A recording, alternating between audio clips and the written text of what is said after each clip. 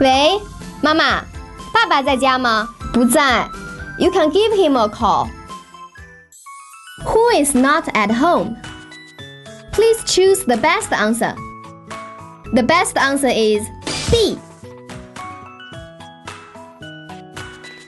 爸爸。Lisa, is this your family photo? 是的，这是我儿子，这是我女儿。Which of the following statements is true? Please choose the best answer. The best answer is C. Lisa has a son and a daughter. Becky, what do your parents do? 我的爸爸是医生，我妈妈是老师。Who in Becky's family is a doctor? Please choose the best answer. The best answer is C. Becky's father. Uncle Wang has a really big family.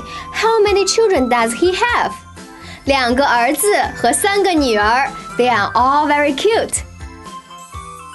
Which of the following statements is true according to the dialogue? Please choose the best answer. The best answer is C.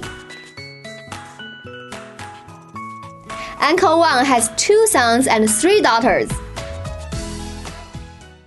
Who is this, Becky? 真可爱。这是我女儿。Who is in that photo? Please choose the best answer. The best answer is B. Becky 的女儿。